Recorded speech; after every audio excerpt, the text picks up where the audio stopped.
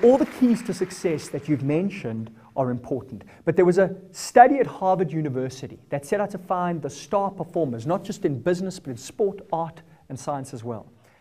Dr. Albert Rottenberg, which I always think is an unfortunate name for somebody studying human potential, but Rottenberg checked temperament, personality, IQ, race, culture, inheritance, you name it, he checked it. The only factor that he could find present in the top performers in all these diverse fields was motivation. Okay, what is motivation? Dictionary definition. Motivation is an emotion that produces action. Right? At the end of the day, it's all about what we do. Now, emotion comes from the Latin meaning to move. So if you've got no emotion, you've got no motion. You're not going anywhere. Now, I'm sometimes called a motivational speaker. I don't like that term very much because motivation is a bit like a hot bath. It goes cold quickly. The key really is self-motivation. Are you able to motivate yourself when you're not feeling so motivated? Human beings are motivated by one of only two things. There are only one of two reasons that you are sitting in this room right now rather than hanging out in the bar outside.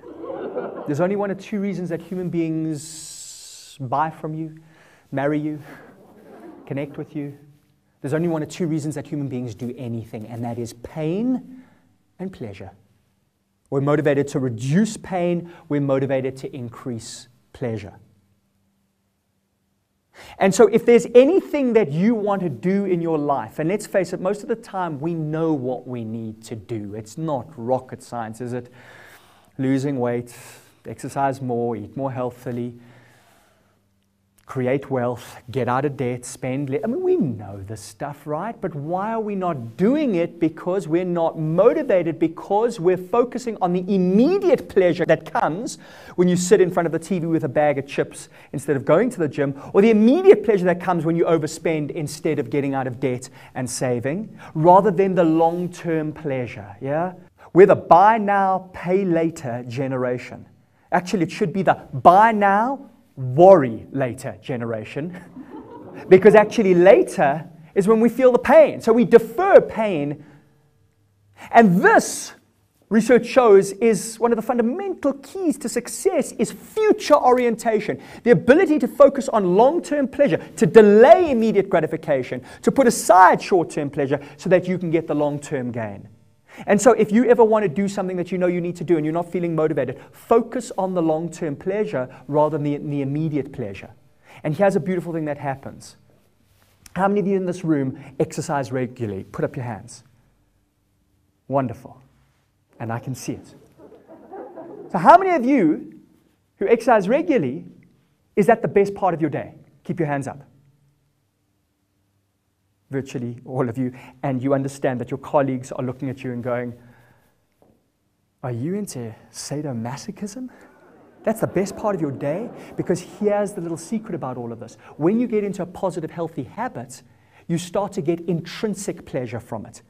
Psychologists tell us that it takes about 30 days for an act to become a habit. For 30 days, it's going to be uncomfortable. For 30 days, it's going to be a little painful. But instead of narrow framing, focusing just on the pain, go with broad framing where you focus on the pleasure that will come, because it will come. And in fact, exercise. Depressed people who get into a regular exercise program reduce their depression almost as effectively as those who go to psychotherapy, because exercise boosts serotonin. Rats who exercise on a treadmill for 90 minutes double their serotonin level.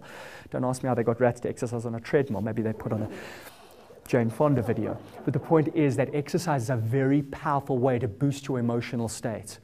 That's why people with goals tend to be a lot more successful, because they have that pleasure that they're focusing on, that they're moving towards. Zig Ziglar said, the elevator to the top is out of order. The stairway is always open.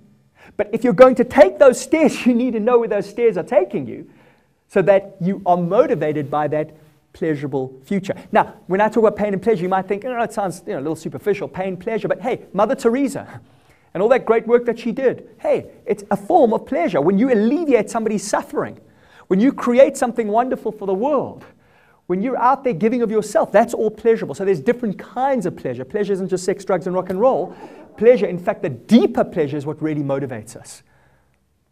Look, anything that you want to do right now, and the action that you know you need to take to get there. If God came out of the heavens and said, if you don't do this, you will die, do you think you would take some action?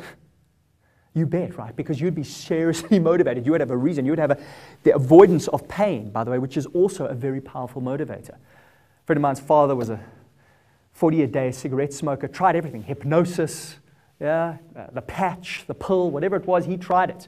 One day he gave up smoking. He never knew that day would be the day, but boy, did he give up. He never picked it up again. What happened? He had a heart attack. Sitting in hospital with machines plugged into him was painful. His mortality was painful. The thought of losing 8 years of his life and not having that extra time with his children, that was painful.